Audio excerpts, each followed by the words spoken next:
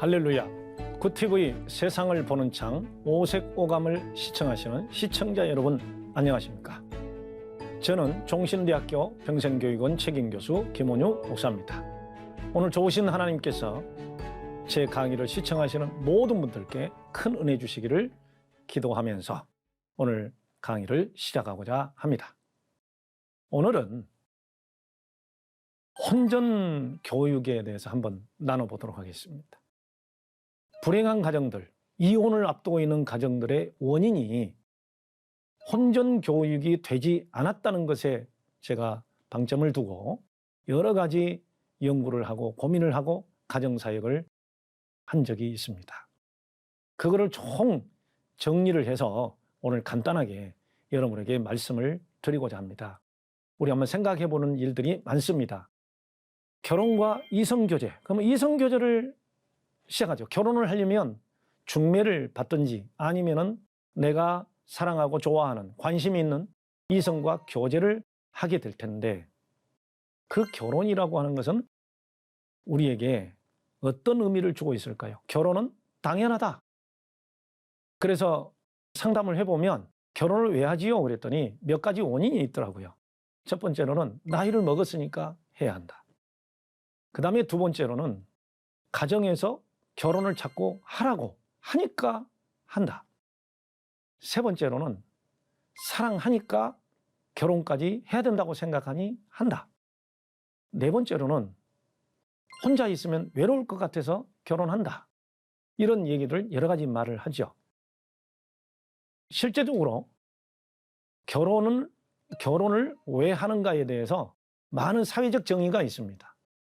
재미있는 것은 첫 번째가 결혼은 성경에 말하는 대로 두 육체가 합하여서 두 사람이 합하여 한 육체가 되고 하나가 되는 것이라고 말하는 것에 착안을 해서 그랬는지 또한 어떤 성심리학적인 원인이 있어서 그런 건지 첫 번째가 성욕의 합법적 해결 여기에 첫 번째를 두었고요.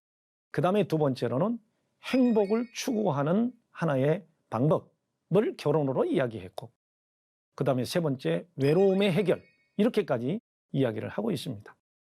성경에서는 독신으로 살라는 말은 전혀 없습니다.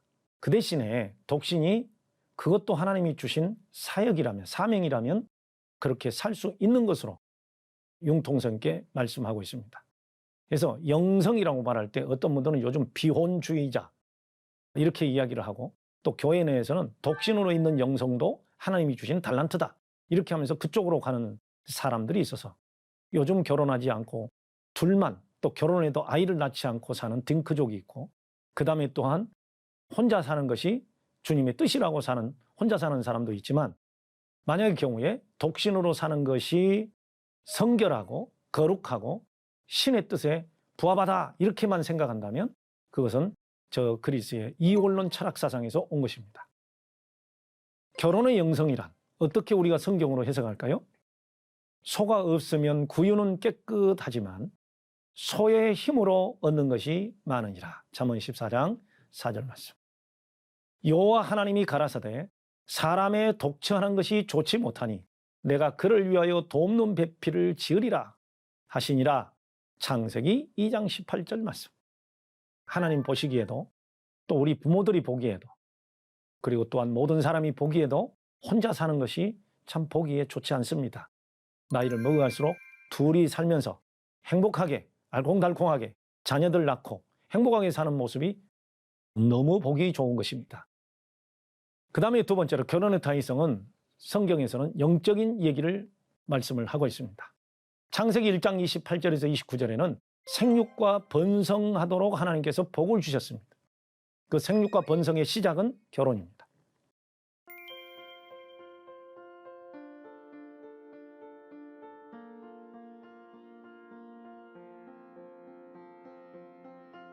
고린도전서 7장 9절에서는 그때 당시에 아프로디테라고 하는 여신을 섬겼던 고린도 지역의 창기들과 함께 합하여 음욕을 해결하는 그러한 청년들, 더구나 그리스도인들에게 성적 타락을 하지 않기 위해서 음행의 용고로 음행하지 말고 결혼하라. 결혼을 하게 되면 남편의 의무, 아내의 의무를 다하라. 이렇게 말씀을 나누고 있습니다. 만약에 결혼하지 않고 또 결혼을 해도 남편과 아내의 의무인 성에 대한 문제를 해결하지 않으면 마귀가 틈을 탄다. 이렇게까지 말씀하고 있습니다. 그리고 또한 룻기 3장 1절에 보면은 룻의 시어머니 나오미가 룻에게 하는 말이 내 딸아 이제 내가 안식해야 될 때가 왔다. 이런 말씀을 하거든요. 결국 결혼은 행복과 안식 때문에 하나님께서 주시는 축복이 되기도 합니다.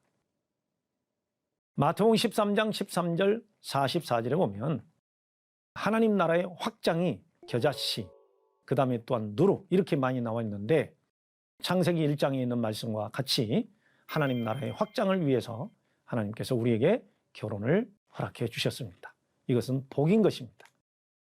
자, 그러면 결혼을 하려면 하나님께서 우리에게 생육하고 번성하는 복을 주셨는데 생육하고 번성이 그저 아이를 많이 낳는 것만 생육하고 번성하는 것일까요? 아니죠. 생육하고 번성하려면 시간이 지나야 됩니다. 50년, 60년을 사는 동안에 만약에 애정이 없고 사랑이 없고 힘들다면 그 결혼 생활이 얼마나 힘들겠습니까? 사랑하는 사람과 애틋한 사람과 함께 사는 것은 너무 좋은데 그렇지 않고 산다면 얼마나 힘들겠습니까? 그래서 결혼을 하려면 3가지 준비를 해야 된다고 생각합니다. 첫 번째, 마음의 준비해야 돼요. 그 마음의 준비가 뭐냐? 수용성이 있어야 됩니다. I am okay, you are okay. 나도 옳고 당신도 옳아.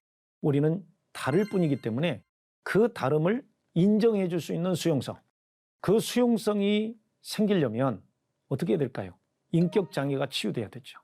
그리고 또한 과거부터 겪었던 수많은 경험들에서 오는 고착된 자기만의 생각에서 다시 말해서 패러다임이 고쳐져야죠. 그것이 바로 치유입니다. 마음이 준비해야죠.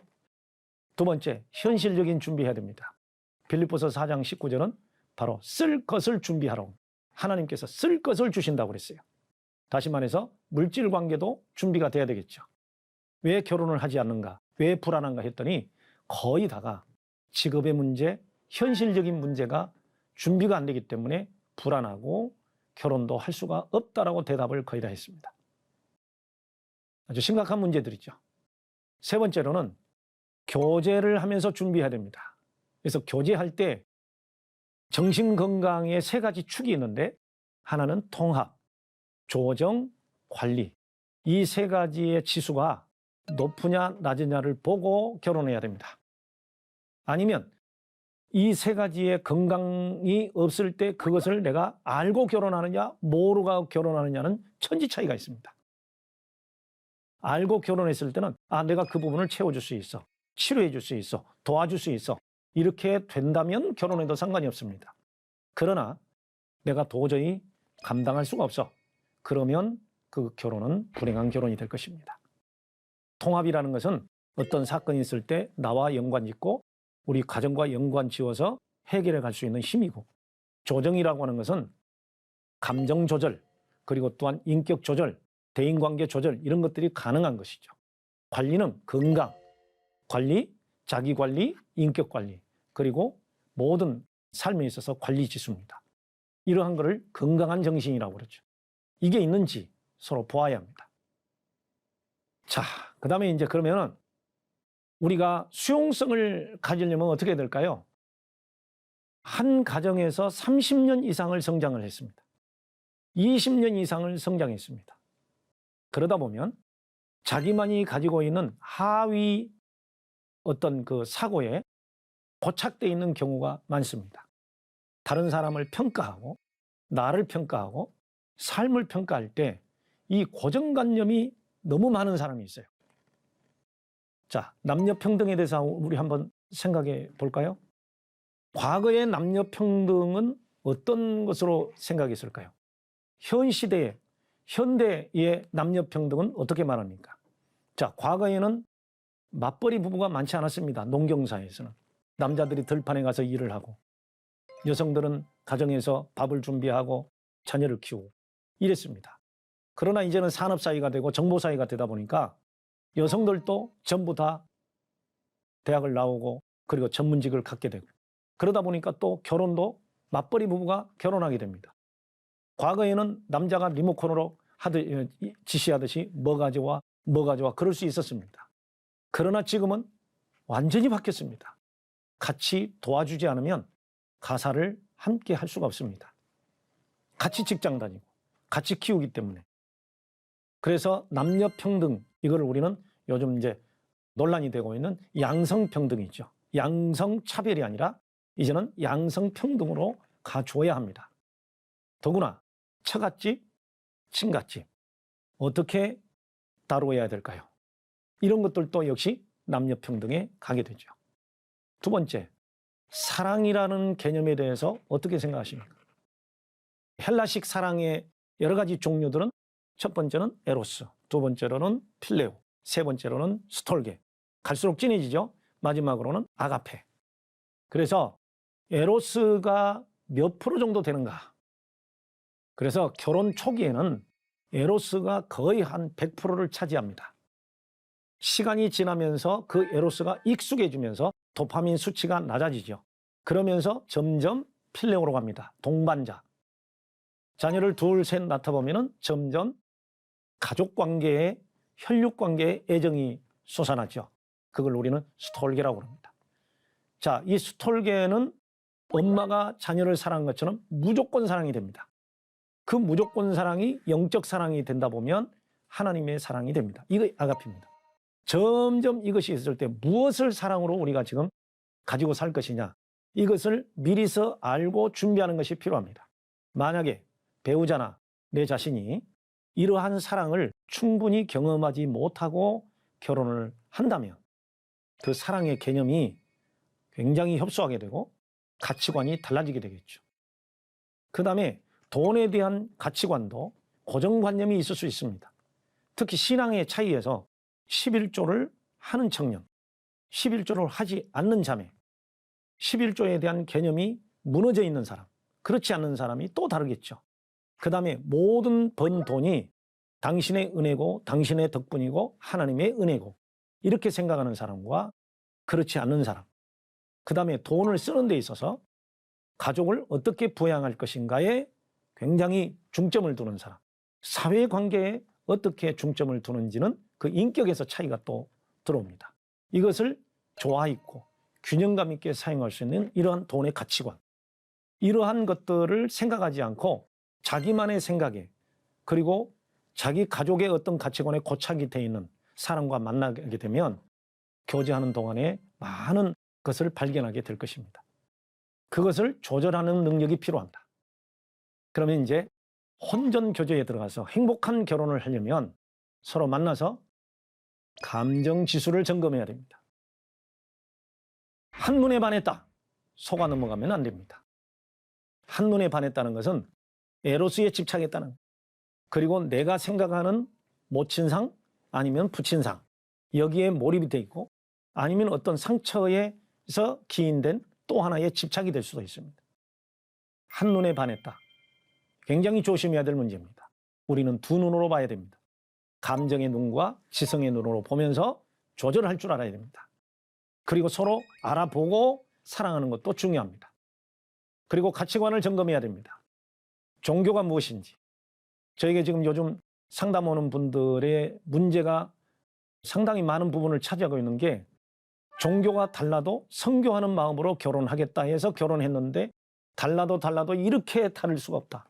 그래서 불행한 삶을 살다가 오는 분도 많습니다. 또 물질에 대한 가치관, 가정환경 이걸 전부 다 점검을 해볼 필요가 있습니다. 독자로 자랐는가, 외동아들로 자랐는가, 외동딸로 자랐는가, 아니면 형제간들 몇 가운데서 어떻게 형제간이 애정을 나누면서 살았는가. 가장 중요한 게 언어를 어떻게 쓰는지 봐야 됩니다. 공감 언어를 자주 쓰는지 아니면 배려하는 말을 쓰든지 직선적으로 말하는지 이러한 언어를 쓰는지를 점검해야 됩니다. 이 말 때문에 상처가 돼서 성격 차이로 못 살겠다고 오는 부부들이 가끔 있어요. 그다음에 가장 중요한 것은 치유를 받았는지가 중요합니다. 부모가 용서되었는가. 우리의 치유 사역은 나에게 상처를 준 대상을 용서하면서부터 이게 되는데 사실 용서는 쉬운 것이 아닙니다. 기회가 되면 용서하게 돼서 제가 말씀을 드리겠는데 부모가 용서된 사람은 모든 사람도 용서할 수 있는 가장 시발점이 됩니다. 부모에게 효도하는 사람. 근데 어떻게 효도하느냐가 중요하니까 그것도 알아보고 서로가 결혼하는 것이 굉장히 중요합니다. 그 다음에 이상 성격이 있는지 파악해야 됩니다. 우리 결혼을 준비하는 분들은 물론 이것이 너무 강박적으로 조심해야 될 필요가 있지만 그래도 이거 정도는 알고 결혼을 한 것이 필요합니다. 대개가 이혼 위기에 있는 분들에게 물어봅니다. 왜 이혼하려고 합니까? 성격 차이. 그 성격 차이에는 두 가지가 포함이 됩니다. 하나는 인격의 차이. 도무지 이게 사상이 안 맞아요. 생각이 안 맞고 말이 안 맞아요. 두 번째가 뭐예요? 섹스 스타일이 안 맞다. 이런 것들로 이야기를 하죠. 그래서 성격 차이는 극복할 수 있습니다. 문제는 이상 성격 가운데 성격 장애가 있을 때 극복하기가 쉽지가 않습니다. 그래서 지금까지 제가 강의했던 A군, B군, C군 성격 가운데 회피성, 의존성, 강박성, 분열성, 분열형, 자기애성, 히스테리성, 경계성, 반사회성 이런 성격의 장애 수준이라면 안 되죠. 그래서 상담기관이나 그 다음에 또한 정보를 통해서 성격 장애 수준을 검사해 보면 다 나옵니다. 그래서 저는 혼전 상담을 할 때 반드시 성격 장애 진단을 하고 합니다. 그럴 때 저는 장애 진단 이렇게 안 하고 성격 검사 이렇게 해서 서로가 부딪히는 성격이 없는지 나는 옳고 너는 틀려 이게 아니라 나도 옳고 당신도 옳지만 이 부분이 다른 것 같아요 하면서 조절 능력이 생기게 되죠. 이러한 이상 성격을 파악하는 것이 굉장히 중요합니다. 그 다음에 혼전 교제에 이제 성 문제가 생길 수 있는데 지금 이제 모든 가치관들이 혼전 순결에 대해서 이제는 거의 다 부정적입니다. 나이도 많고 또 그러다 만나보다 보니까 혼전 동거하는 경우도 있고 그러는데 결혼과 성의 개념에 대해서 우리가 좀 생각해야 될 것은 성경은 성이라는 자체는 완전히 책임이 있어야 성이 해결되는 걸로 그렇게 되어 있습니다.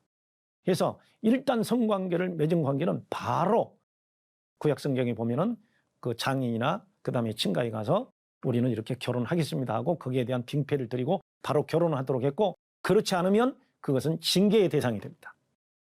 책임이 부여된다는 거죠.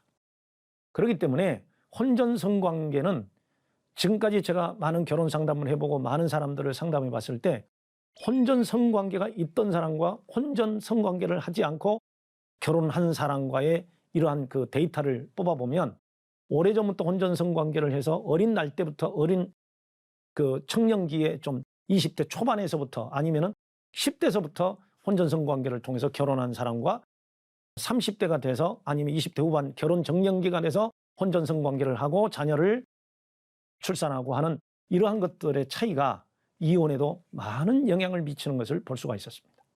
왜 그럴까요? 그게 바로 에로스와 그리고 스톨게의 사랑의 차이점이죠. 그리고 혼전 임신이 됐을 때 오는 문제들이 굉장히 많습니다.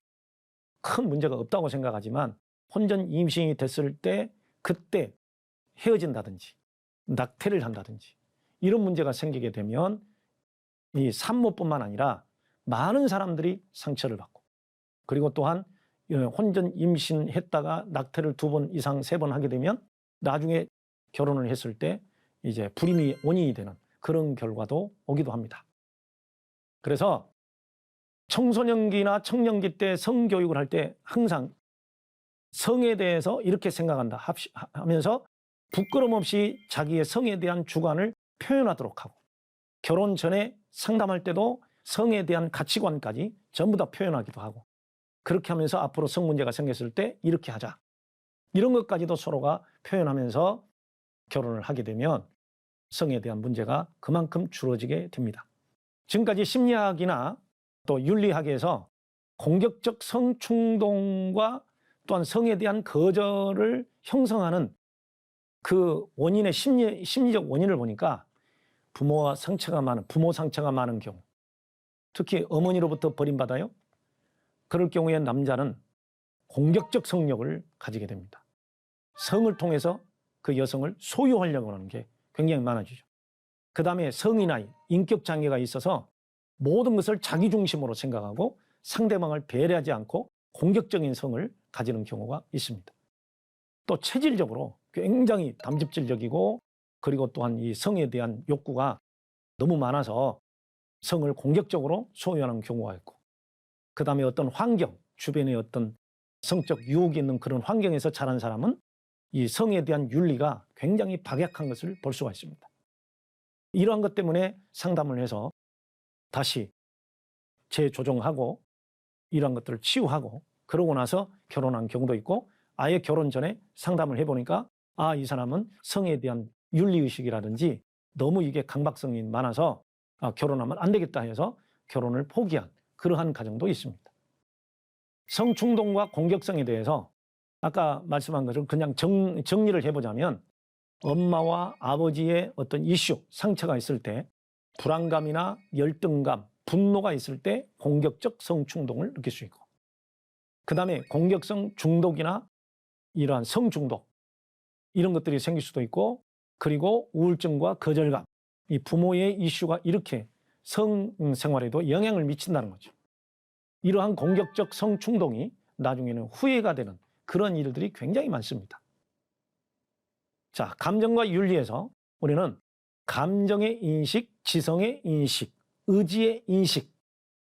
그러면 의지의 인식을 어디가 지금까지 이제 감정, 지성에 대한 인식을 했으니까 컨트롤 쿼션트라고 그래서 CQ라고 그러죠. 조절 지수가 어느 정도 되는지를 알아봐야 됩니다. 그래서 이 인간은 건강한 정신은 조절에 있습니다. 건강한 인격은 조절을 얼마만큼 잘하느냐죠. 그래서 이 조절 지수를 나중에 이제 제가 기회가 있으면 말씀을 드리겠지만 50% 이상의 조절 지수가 돼야 건강한 관계를 유지할 수 있습니다. 로마서 7장 19절에서 23절은 죄의 법과 성령의 법 가운데서 어느 법을 따라서 죄를 조절할 수 있느냐? 이런 사람이 바로 성령의 사람이 되는 것이죠. 우리는 마음과 생각을 지키시는 주님께 기도하는 그것이 필요합니다. 도덕성과 그리고 그 도덕적 요소의 의미에 대해서 서울대학교 심리학과에서는 양심, 공감, 이타성, 자제력, 책임감, 분별력, 공정성 이것이 어디에 달려있어요? 소위 우리가 말하는 영혼이라고 그러죠. 그 영혼의 정서, 영혼의 인지, 영혼의 행동. 그래서 인지는 영혼에 굳어진 생각 이렇게 이야기하는 거죠. 그래서 이 정서, 인지, 행동이 이러한 양대 축을 가지고 있다면 그것이 건강한 도덕성을 가지고 있다. 시간이 지나므로 미혼 남녀의 성의식 차이만 가지고 말씀을 나누겠습니다. 자, 성의 욕구와 차이가 있습니다. 남성은 시각이냐 후각이냐 촉각이냐 할 때 남성은 바로 이 시각이 많고 후각에서 성의 욕구가 많이 차이가 있습니다. 그 다음에 성의 요구와 개념 차이가 있습니다. 성을 사랑으로 생각하는 건 남성이고 성을 하나의 애정의 관계로 과정으로 생각하는 것은 여성이 강합니다. 성의 결과에 대한 차이가 있습니다. 성을 거절당할 때 버림받는다고 생각하는 것은 남자고 그러면서 성에 집착하게 되면 어떻게 될까요? 성관계를 해놓고 버림을 받을 때 여성은 집착하게 됩니다. 그러나 성관계를 해놓고 그 성에 대한 신비성이 사라지면 버려버리고 쉽게 여성을 포기하는 그러한 일들은 남성에게 많이 나타나죠. 그래서 혼전 관계 후에 후회할 일들이 자주 발생합니다. 감정의 결과물은 항상 상처를 가져오고 마귀의 통로가 된다는 것을 말하고 있습니다. 자, 기혼 남녀를 보면은 남자는 성적인 욕구를 통해서 사랑을 확인합니다.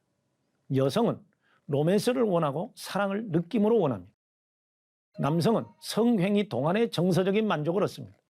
여성은 준비부터 끝나고서도 느낍니다. 남성은 일방통행형입니다. 그런데 아내가 거부하면 기분을 나빠합니다. 그러나 여성은 아내는 대화나 분위기를 굉장히 좋아하고 일방적인 것을 싫어합니다. 남성은 육체적인 관심은 곧 내면적인 매력이라고 생각합니다. 그래서 아내가 매력이 있기를 원합니다. 성적 매력도 포함합니다. 아내는 사랑을 알아가는 과정으로 성을 생각하고 있습니다. 그렇기 때문에 이거를 잘 알고 부부간에 행복하게 살기를 바랍니다. 결론은 인간은 창조 시부터 성적 존재임을 인정하고 그리고 또한 나 자신의 상처를 인정하고 함께 늘 치유하면서 살아야 합니다. 그리고 배우자의 귀함을 인정하고 성도 아껴두고 결혼하고 나서 관계를 갖는 것이 좋습니다. 그리고 내 안에 어둠이 있음을 인정하고 항상 빛 가운데서 데이트하고 빛 가운데서 교제하고 하나님의 은혜 안에서 기도하고 결정하는 것이 좋습니다. 여기에 대해서 치유기도 어떻게 할까요? 이 강의를 들으시고 여러분의 자녀들과 여러분의 배우자들 위해서 함께 기도하고 각자 기도하면서 치유가 되기를 주 예수 이름으로 축복합니다. 하나님의 말씀으로 세상을 이해하고 바라보는 마음의 창이 여러분 안에 열리기를 소망하며 이 시간 마치겠습니다. 감사합니다.